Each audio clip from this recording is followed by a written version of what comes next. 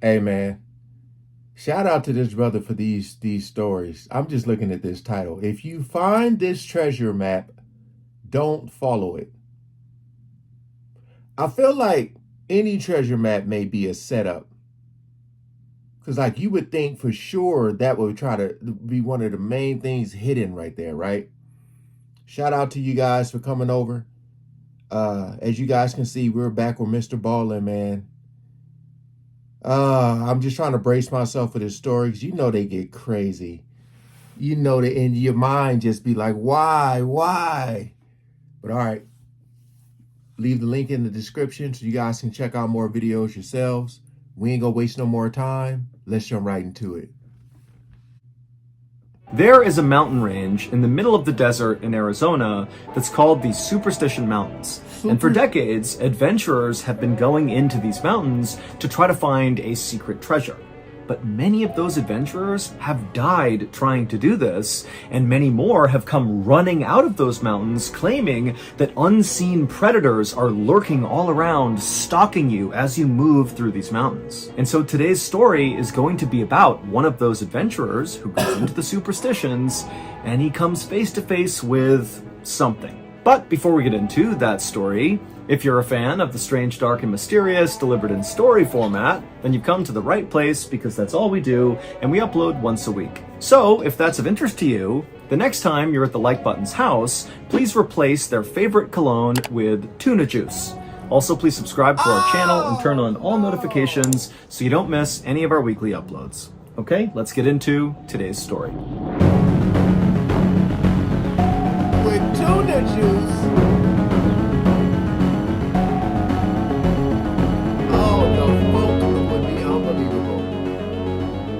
Late on the afternoon of June 14th, 1931, a 59-year-old man named Dr. Adolf Ruth climbed off his donkey that he'd been riding on for hours through the Superstition Mountains in Arizona. Once he was off the animal, the doctor shook his legs to work out the cramps, and then he just took in the scenery all around him, and as he did, he smiled. Now, to the average person, what Dr. Ruth was seeing in front of him would look very impressive. There were all these jagged peaks on either side of him that jutted straight up into the sky that almost looked so steep they couldn't even be climbed. And this mountain range was cut through all over with all these twisting and turning canyons that almost seemed like a maze. Also, high up in these mountains were all these caves where people used to live, but now they were abandoned. In fact, today, if you were to travel through the Superstition Mountains, you could go days without seeing another person. And that was true back in 1931 when Dr. Ruth was there. But Dr. Ruth knew that where he was standing right now, between two towering rock walls,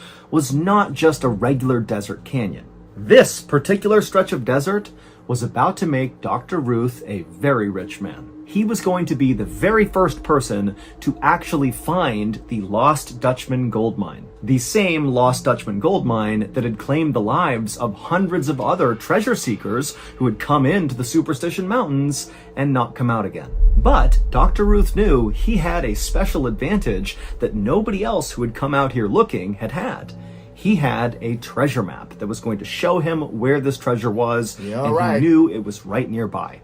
And without even thinking, he reached into his pack that was slung over his shoulder, and he felt the edges of the treasure map, which was folded up and tucked inside of his notebook. But as Dr. Ruth was daydreaming about finding this treasure, he heard someone grunt from behind him. And suddenly Dr. Ruth pulled his hand out of his pack, and he whipped his head around, and he looked at the two cowboy guides who had brought him out here, and Dr. Ruth just said, "What?" In Dr. Ruth's daily life, he was a retired veterinarian and a government employee who worked in Washington, D.C. He was a small guy with glasses and he walked with a limp, and he knew these two cowboy guides of his just thought he was some frail old man, and this deeply offended Dr. Ruth. And so, because the doctor totally resented these cowboys, he had told them that, yes, I need your help getting me to a particular spot in the desert, but once I get there, you guys are done. You can leave, I'll pay you, and you can just go away, I'll be fine on my own. And as it happened, they had reached this particular spot. And now Dr. Ruth is looking at these guys like, all right, let's go, get out of here. You don't need to be here anymore. But the cowboys, now that they were at this spot where they're supposed to go back home, they kind of hesitated before they left because they looked at Dr. Ruth and they did think he was kind of a frail old man, and they knew all about how all these people had died going into this canyon to look for this treasure. And so the cowboy who had kind of cleared his throat and made a noise to get Dr. Ruth to turn around, he chimed in and said, you know, doctor, I don't know if this is a good idea for you to go in there on your own. And Dr. Ruth, again, is super offended, and he just says to the cowboy, I'm fine, just go. I'm going to set up camp. I'm good. Get out of here. And then Dr. Ruth pulled out his wallet. He handed some money to the cowboys. The cowboys took the money. They looked at each other and just kind of shrugged. And then the cowboys turned around and began galloping away. And as they did, Dr. Ruth was standing there feeling kind of proud of himself for getting rid of these guys. But as they kind of faded into the distance, Dr. Ruth turned back around and he looked out at the landscape. And suddenly, now that he was actually all alone, a lot of his bravery was now gone. Now he was feeling maybe a little apprehensive. But Dr. Ruth reminded himself that he knew what he was doing. He was not a frail old man, despite the way he looked. He could handle himself, and he certainly knew this area well. He had a map, he'd be in and out, he would get that treasure, and then he'd be rich and famous. And so, with that in mind, Dr. Ruth grabbed his things off the ground, he hopped back on his donkey, and he began slowly marching his way deeper into the canyon. A little while later, as the sun was starting to set, Dr. Ruth decided it was time to stop, and so he stopped his donkey, he hopped off, he found a clearing by the side of the trail, and he began setting up his campsite. And then finally, once the canvas tent was all set up and his campsite was good to go, Dr. Ruth started a small fire, and then he rolled a small boulder in front of the fire, and he sat down on it, and then he reached into his pack, and he pulled out that notebook, and from inside the notebook, he pulled out the old fragile treasure map.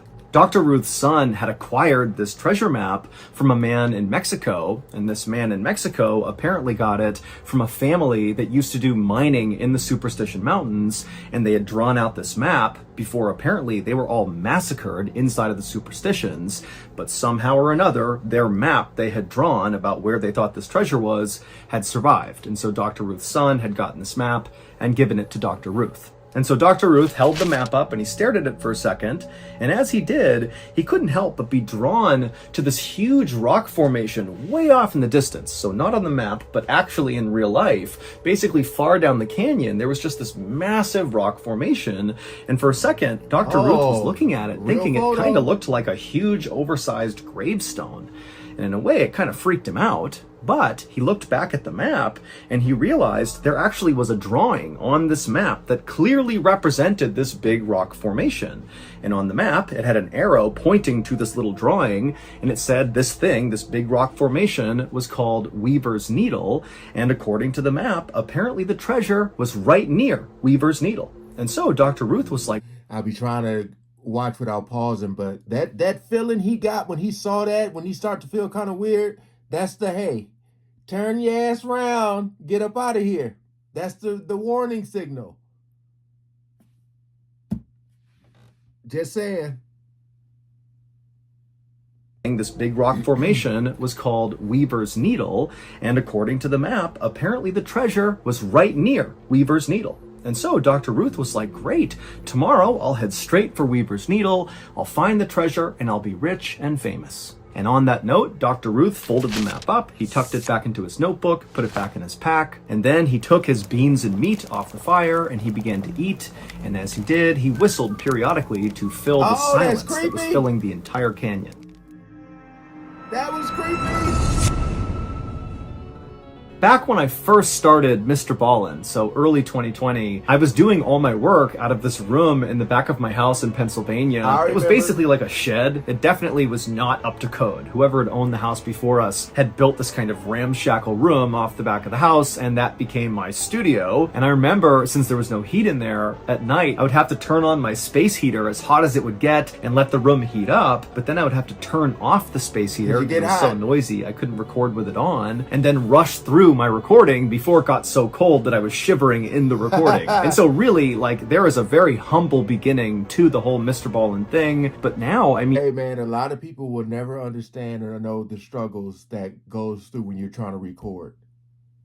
When I, like, right now, I got my headphones on, so I really can't hear what's going on.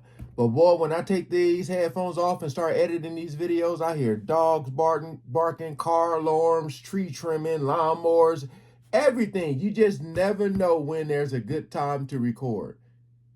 You know, you try to get up early enough, and sometimes it ain't early enough. I feel you, brother. We have blossomed into a full-blown studio, Ballin Studios, with nearly 40 full-time employees. And I only say this because I want you to know that it's really only because of you that any of this has happened. And so I do not take that for granted. I want you to know that as we grow, I want to continue to bring you the best possible immersive storytelling I possibly can. And that brings me to why I'm here today. Well, we have been very lucky to secure a partnership with a masterful storyteller named Rodney Barnes. Rodney Barnes is an award-winning writer, director, producer, comic book creator, and he's made all these genre-defining horror stories about vampires and demons and the occult. And now Rodney Barnes and Ballin Studios are partnering up to make a brand new show hosted by the iconic Rodney Barnes. The show is called Run Fool, and the trailer has already been released. So please, right now, go to wherever you get your podcasts and look up Run Fool and listen to the trailer and get ready for us to drop the first couple of episodes. And those first 2 episodes of Run Fool will drop on Tuesday, November 14th, and then every Tuesday there on out, you will get a brand new Run Fool episode. Thank you all so much, and I can't wait for you to experience the masterful storytelling of the one and only Rodney Barnes. Again, his new show is called Run Fool. Amazing, man. Brother making moves. She's supposed to do. By the time Dr. Ruth was done eating his food, it was totally dark inside of this canyon, like completely pitch black and silent. And as the doctor was kind of taking in this moment of absolute darkness and silence, he was startled by a sudden sound coming from high up one of the canyon walls. It sounded like hooves marching on stone, and it kind of echoed through the whole canyon. And for a second, Dr. Ruth felt relieved, even though he had been adamant, especially to the 2 cowboy guides, that he wanted to go into this canyon by himself. Now that he was here by himself, and it's so dark and quiet and kind of spooky, he was glad to hear hooves because it meant that must be a person riding a horse, and so I'm not alone anymore. But when Dr. Ruth called out and said, "Who's there?" there was no response, and there were no more hoof sounds. It just went totally quiet again. And then, from all over the canyon, all Dr. Ruth heard was the yipping and howling of coyotes everywhere. By this point, Dr. Ruth couldn't help it. He felt terrified, and suddenly all he was thinking about were all the stories he had heard about unseen predators lurking in the shadows, stalking people who come into this canyon. And so Dr. Ruth decided, you know what, I'm just going to bed. And so he extinguished his fire, he packed up his things, and he went inside of his tent, and he laid down inside of his bedroll. And even though he knew he really wasn't actually safer in here, all he had was, canvas tent material protecting him from the outside world, but mentally, being inside the tent, he just felt safer. And so Dr. Ruth would lay in his tent in the total darkness, kind of on edge for a while, wide awake, listening intently for more hoofbeats or something out there. But there were no more sounds, the night remained silent and dark, and eventually Dr. Ruth fell asleep. But in the middle of the night, Dr. Ruth suddenly woke up, and it was totally dark and silent, and he sat up, and he looked out of his tent. The flap was open, and at first, he couldn't see anything. It just seemed like darkness out there. But then he realized, moving around very slightly, pretty far away from his tent, but not that far away, were 2 eyes staring at him, unblinking, just staring directly into his tent. And Dr. Ruth, his heart started to race, and he's realizing that an animal, a person, something is right there. And so Dr. Ruth, he was about to yell out when suddenly the eyes blinked and vanished. Dr. Ruth fumbled for his gun, and he drew it, and he aimed it out of the tent, and he yelled, "I'll shoot if you come back, I'll shoot!" But there was nothing. Dr. Ruth would stay awake for at least a couple more hours, just anxiously staring out of his tent, wondering if this thing, this person, whatever it was nearby, but he never saw the eyes again, and there were no more sounds outside. And so eventually, Dr. Ruth did lay back down inside of his bedroll, and he went to sleep. When he woke up in the morning, Dr. Ruth immediately went outside and began walking out in the direction where he saw those eyes to see if he could find some tracks on the ground. In his head, he was hoping he would find a bunch of coyote tracks, and that would explain, what these eyes were. Even though in the back of his head, he's thinking, that didn't look like a coyote. And so as Dr. Ruth began walking in that direction, he did begin to see loads of coyote tracks all over the place. And so he's thinking, there it is. It was a coyote. My brain's just playing tricks on me. But he got maybe 15 or 20 feet away from his tent, and he noticed there was another set of tracks that were not coyote tracks. They were human tracks, or what appeared to be human tracks, like barefoot feet tracks, except the size of them were really small, like a child's foot. Hell? Now, Dr. Ruth was a really small guy and wore a men's size 6, so he had very small feet. And for a Damn. second, Dr. Ruth thought, oh, maybe these are my footprints. But he was like, I wasn't over here, and I wasn't walking around barefoot. You So sleepwalking? whose tracks were these? And then, making it worse, Dr. Ruth noticed these little prints, these little human-looking prints. They walked all the way over to the side of his tent, and they appeared to circle his tent over and over again. But then the prints didn't wander off and disappear. It's almost like the prints just continued in a circle, and then whatever this was making the prints just stopped where it was and vanished. At this point, Dr. Ruth was terrified, and he decided, let's just go towards Weaver's Needle, let's find this treasure and get out of here. And so he rushed back to his tent, he gathered up his things, he hopped back on his donkey, and he began heading towards Weaver's Needle, the thing that looked like a big gravestone. After riding for a couple of hours, Dr. Ruth was close enough to this huge formation that he was actually inside of the shadow cast by this Weaver's Needle. And when Dr. Ruth consulted his map, he saw that where the treasure was supposedly located was actually within the shadow of Weaver's Needle. And so he knew he was close. And so Dr. Ruth continued following the map as best he could. He turned this corner behind a rock formation, and then right up ahead, he saw this big wall of cacti that all had these axe heads lodged into their flesh, like someone had taken an axe and smacked the axe head in and then broken off the handle, but like dozens of times. And so Dr. Ruth stopped, and he's looking at these cacti, and then he looked at the map, and he realized on the map was actually a drawing that kind of resembled these cacti with the axe heads in them. This is And so he's crazy, thinking, man. oh my goodness, this map is accurate. I've found another landmark. I must be near the treasure. And so now all he had to do was kind of back up and orient this cacti with the axe heads in it, with Weaver's Needle and its shadow. And if he could just orient it correctly, he would know exactly where to go. And after backing up and moving the map around a couple of times, he finally had it totally oriented, and he realized there was a path straight up ahead that would go right to the base of Weaver's Needle, and he thought, that's it. That's where I dig. There's the treasure. And so feeling excited, Dr. Ruth hopped off the donkey, he grabbed his pickaxe, and he began moving in the direction of where he was going to dig. But before he got there, he heard something behind him. He turned to look, but by the time he saw whatever was behind him, it was already too late. An explosion rang out, and then everything went dark. 10 days later, those 2 cowboy guides who had brought Dr. Ruth into the Superstition Mountains, they came back out to check on him, to make sure he was okay. And they found his campsite, and it was abandoned. And they searched the entire area, all the way down to Weaver's Needle and back, and there was no trace of Dr. Ruth. Over the next 45 days, a much larger search party was launched in this area to try to find Dr. Ruth, but at the end of those 45 days, there still was no sign of Dr. Ruth, and so the search was called off, and it was assumed that Dr. Ruth was dead. 3.5 months after that big search ended, so in December of 1931, another set of explorers were in the Superstition Mountains near Weaver's Needle, the big gravestone-looking rock formation, and they would discover a human skull on the ground. It was Dr. Ruth's skull, and it had 2 gaping holes in the side of it. A month after that, another set of explorers who were in the Superstition Mountains would find the rest of Dr. Ruth's skeleton located approximately 1 mile away from where his head had been found. But while the discovery of Dr. Ruth's body did provide some closure for his family, it actually only deepened the mystery of what the heck is going on in the Superstition Mountains. Because, one, despite the fact that Dr. Ruth's skull had been found with 2 holes in it, and the fact that his skull was found 1 mile away from the rest of his skeleton, authorities who investigated his death quickly said Dr. Ruth died of natural causes, and they closed the case. And the second weird thing that only deepened the mystery was when they were searching Dr. Ruth's campsite, they would find his checkbook. And inside of his checkbook, there was all this writing that was clearly from Dr. Ruth, writing his checks. And then towards the back of this book,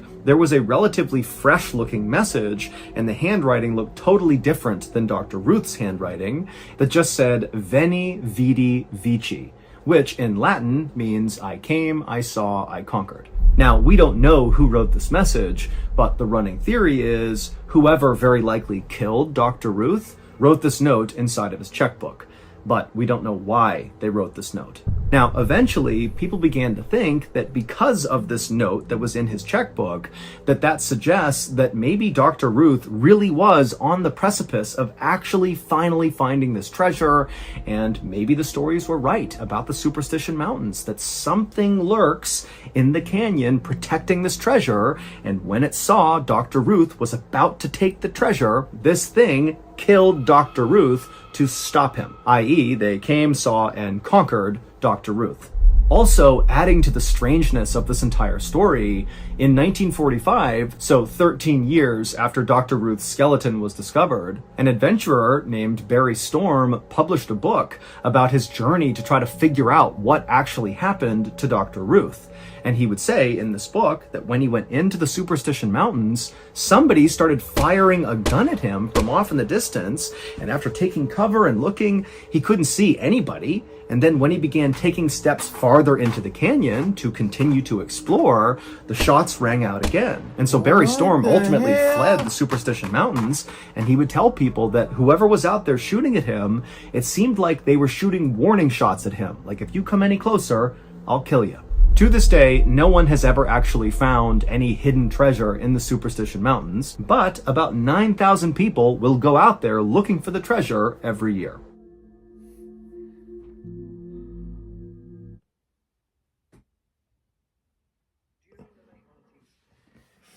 That's wild, man. For someone to, like he said, someone was firing shots. You would think you would be able to like look around and see something. That trips me out because somebody's trying to protect something, you know. Um, is it a real treasure there? Maybe so. Will someone ever find out? I highly doubt it. Somebody's gonna be like, man, let's go up there with a whole team. Nah, bro. Anything that's tied to like I ain't messing with it. I ain't messing with it. I ain't messing with it. I'm good. Y'all go ahead. Enjoy yourselves. But hey, shout out to Mr. Ballin for the story, man. That is pretty crazy. Somebody writing a checkbook, like. All right, that's going to do it. Appreciate y'all. Hope y'all enjoyed, man. Peace out.